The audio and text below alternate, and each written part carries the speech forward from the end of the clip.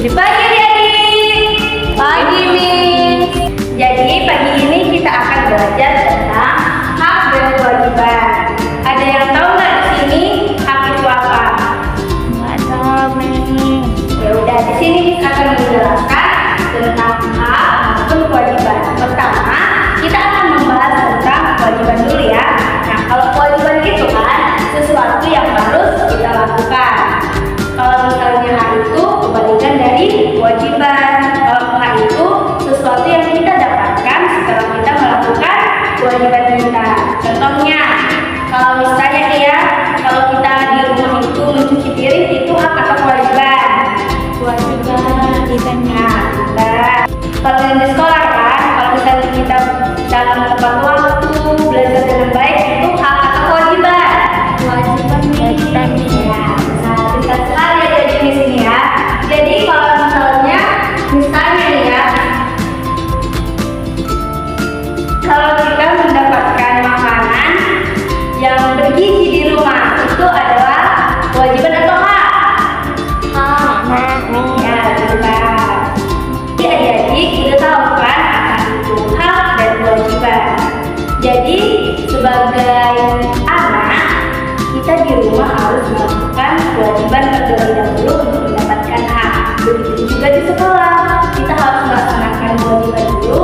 Setelah itu kita akan mendapatkan hak. Jadi di sini Miss mau mengajak adik-adik untuk melaksanakan kewajibannya dengan baik supaya mendapatkan hak yang baik juga.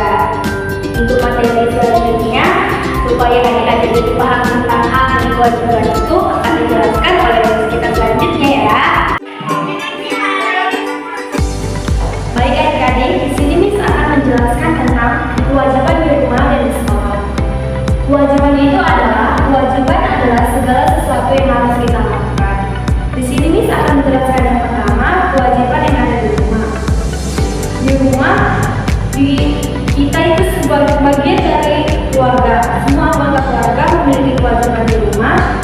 Berarti sesuatu yang harus kita lakukan di rumah itu harus ada. Misalnya seperti ayah memiliki kewajiban mencari nafkah untuk keluarganya. Sedangkan ibu memiliki kewajiban menyiapkan makanan, dan anak itu memiliki kewajiban menghormati orang tua. Dan dapat kita lihat di gambar ini, kewajiban di rumah ini seorang anak dia membersihkan rumah.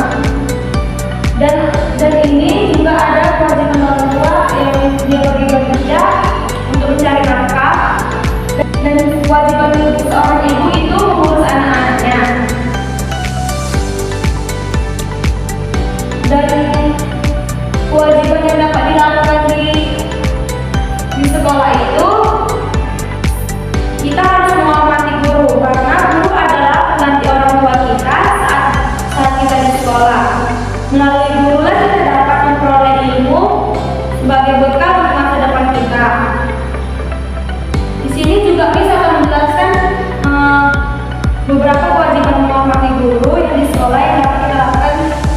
Yang pertama, seperti kita datang ke sekolah, kita harus memberi salam kepada guru kan. Sebelum kita masuk ke sekolah atau ke dalam kelas, kita harus menyapa guru. Tandanya itu kita menghormati guru kita. Yang kedua, bertutur kata lembut dan santun kepada guru. Kita harus bersikap sopan terhadap guru. Jangan kalau misalnya guru bertanya apa, kita harus menjawabnya dengan lembut. Jangan kita menjawabnya membentak atau buat suara. Dan kewajiban kita itu memperhatikan guru di saat guru menjelaskan atau menerangkan materi kepada kita. Kita harus mendengarkannya dengan cara kita jangan berbicara di tempat duduk, dan kita harus tetap fokus ke depan memperhatikan apa yang dijelaskan guru. Dan kita harus mengerjakan tugas-tugas yang telah diberikan guru kepada kita. Baik, di sini Miss akan menjelaskan tentang apa itu hak. Yang pertama itu hak adalah segala sesuatu yang kita dapatkan setelah melaksanakan kewajiban. Tentunya sebelum memperoleh hak, kita harus melaksanakan kewajiban terlebih dahulu.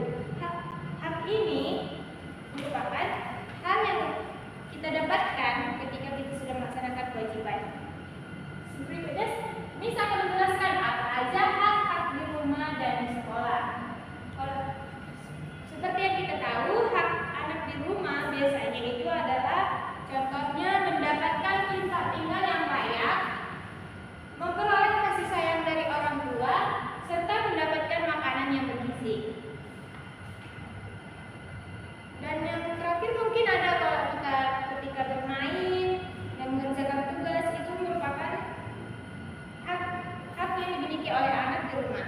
Dan kemudian bisa menjelaskan hak anak di sekolah, itu ada beberapa contohnya, misalnya memperoleh ilmu pengetahuan. Ketika kita belajar di sekolah, kita memperoleh ilmu pengetahuan. Yang kedua mungkin bermain bersama teman.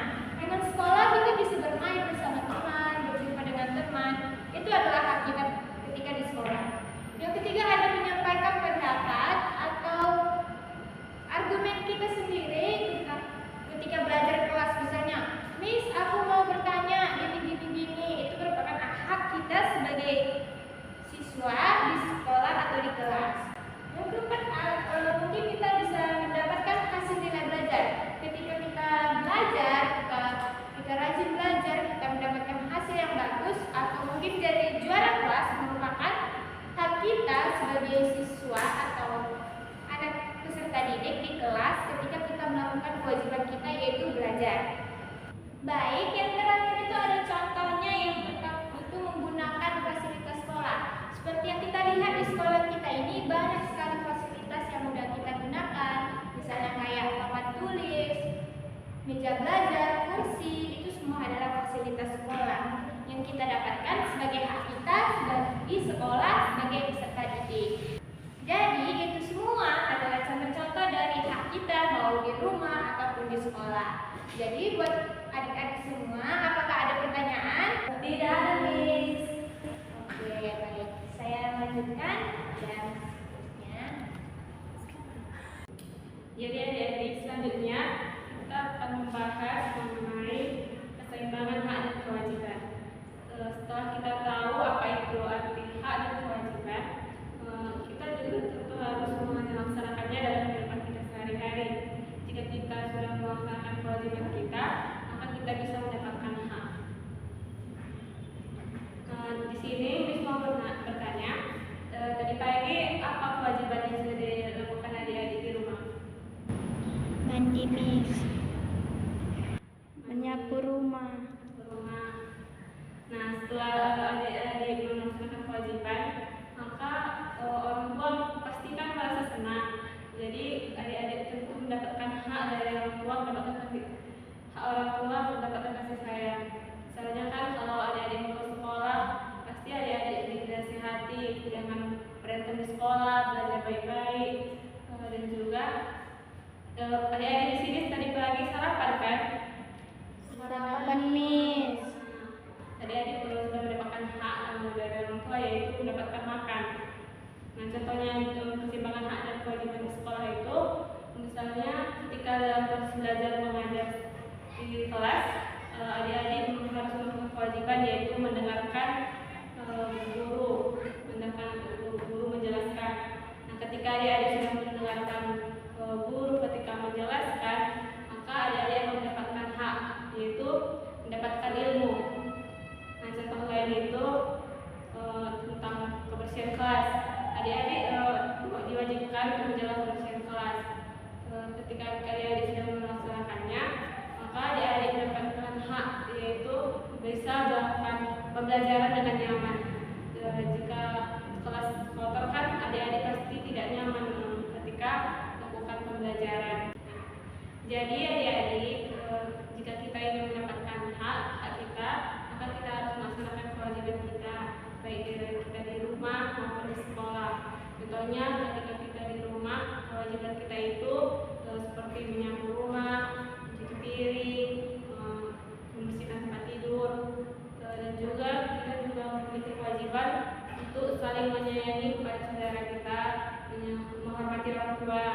Nah, hal yang kita dapatkan dari situ, kita bisa mendapatkan kasih sayang dari orang tua kita. Dan contoh di sekolah, kewajiban kita itu belajar pembelajaran dengan baik, mengerjakan tugas, menghormati guru, dan saling menghargai sesama teman kita.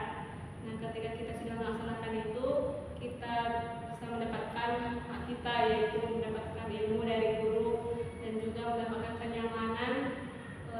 kebersamaan kita terhadap sesama teman-teman kita di dalam kelas.